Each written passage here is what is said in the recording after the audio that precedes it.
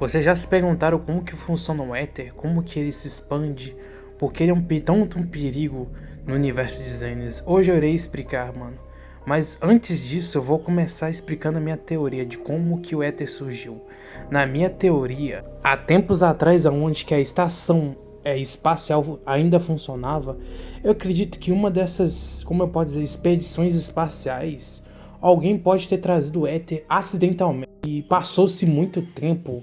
Esse éter que chegou na Terra, na minha teoria, pode ter simplesmente pegado nutrientes do solo e simplesmente, rapidamente, um dia fadídico, há 11 anos atrás, expandiu virando a esfera. Aí começou a história de Xenis, na minha teoria.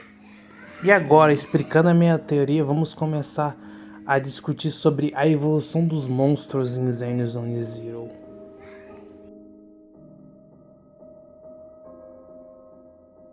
E naquele fadídico dia 11 anos atrás surgiu uma esfera, e nessa esfera surgiu um dos monstros mais temidos da humanidade, os Etéreos, monstros sanguinários que o único desejo, objetivo é simplesmente a expansão e o instinto mais primitivo de atacar tudo e devorar tudo e trazer o caos. Agora explicando tudo, começando agora do início.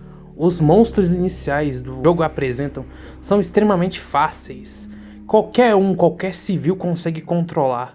Mano, uma bala, porrete, sua tia, qualquer coisa consegue acabar com os monstros iniciais. Até o Billy the Kid. Simplesmente são fáceis. Aí que começa o desastre. Começa a vir éteres muito mais perigosos. Os tankers. Esses daqui são de nível intermediário.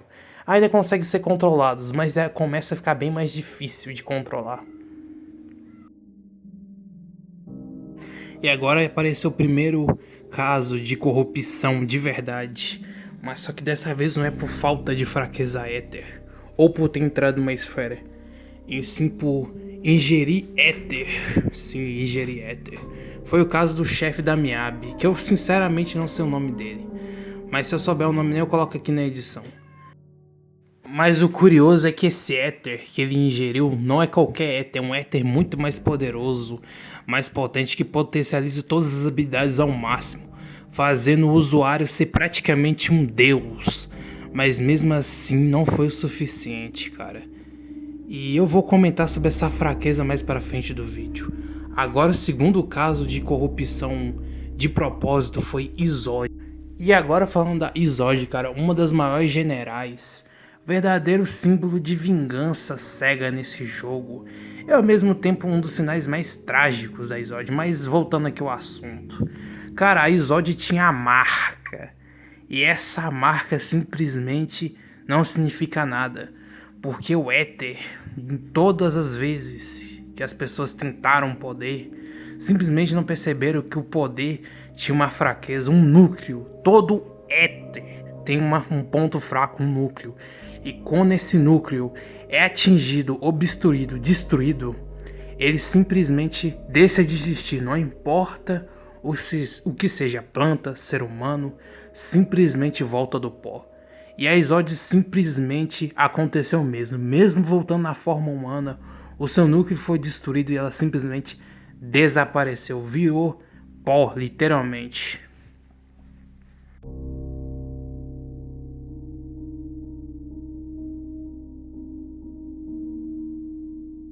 E agora, com essas explicações, agora realmente começou o vídeo. O que é o éter?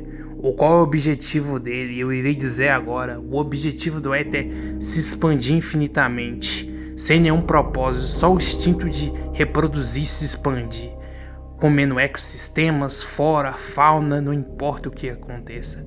O éter ele sempre vai dar um jeito de se expandir, não importa os meios. E eu pensei, e se o éter existir fora de Nova Eridu, fora do universo que a gente imagina de Xenis, mas no mesmo universo? Tô falando lugares mais distantes.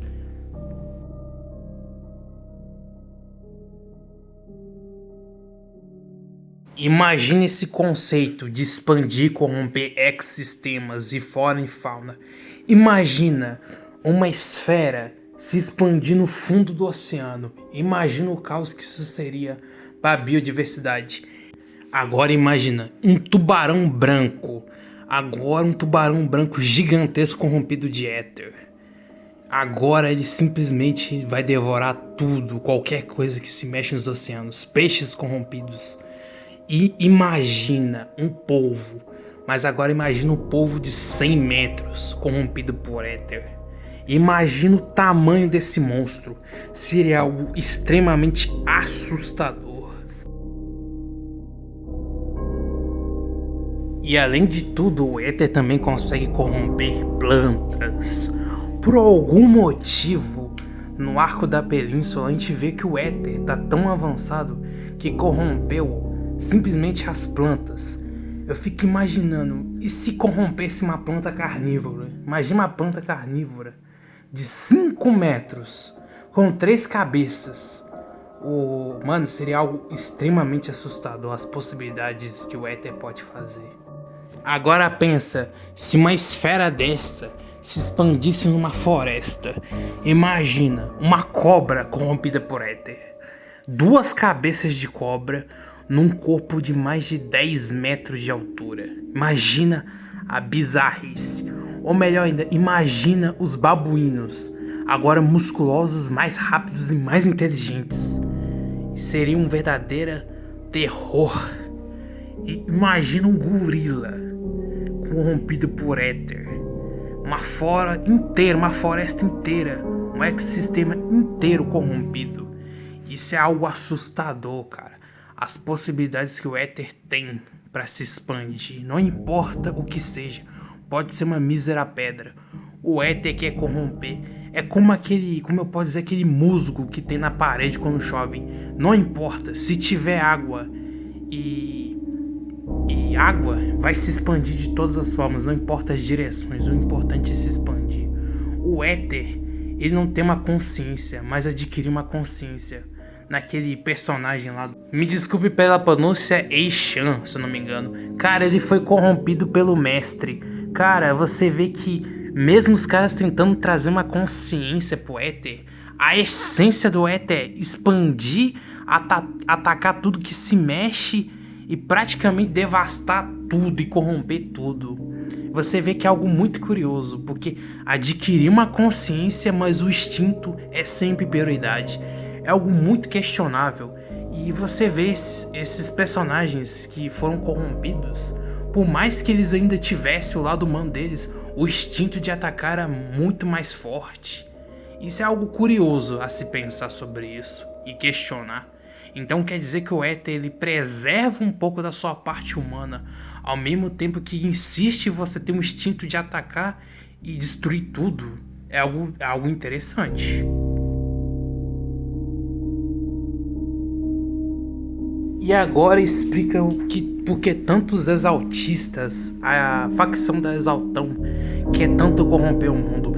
Porque eles têm essa ideologia de evolução acima de tudo, expansão do éter. Eles acreditam fortemente que o mundo seria perfeito com a dominação e expansão do éter. Mas eles esquecem que o éter é tão frágil, mas ao mesmo tempo tão perigoso. Mas não importa na visão deles, eles querem a expansão, mesmo não sabendo o significado. Você vê que quem entra na exaltação já está cego, já não consegue pensar em mais nada, ou é vingança, ou algum motivo fútil como poder, ou ganância, ou enganação, ou ilusão. Mas voltando aqui ao assunto, a expansão do éter em Xenos é um dos maiores perigos. E ao mesmo tempo, como que a humanidade conseguiu sobreviver a tudo isso. E cara, você vê como que a humanidade em Xenos aprendeu com erro. Depois daquele dia, 11 anos atrás, a humanidade conseguiu muito conhecimento sobre o éter. Conseguiu adquirir, pegar a energia das esferas, combater os etéreos, uma segurança mais organizada. Você vê que com erro a humanidade aprendeu. Mas os éters não aprenderam. Como o éter em si, a corrupção, evoluiu demais. E o que era para evoluir não evoluiu nada, que era o centro do núcleo. Enquanto o éter não aprender a melhorar essa falha, o éter não vai conseguir concluir seu objetivo. E ao mesmo tempo você vê que o Ether tem um objetivo tão simples, mas tem tanta camada que faz ser algo complexo. Mas se você for ver na prática, o Ether é nada mais nada menos que um instinto de se expandir, de atacar. É um instinto primitivo, resumindo falando. E tipo, você vê como que o Ether é tão perigoso, mas ao mesmo tempo frágil. É algo muito bizarramente bem feito. Inclusive, eu acho o Ether bem mais bem trabalhado do que o Honkai lá do Honkai Touch 3D. E essa é a minha opinião. O vídeo eu não sei se agradou a expectativa de todos, mas eu tentei fazer. Eu agradeço a todos e até mais e tchau.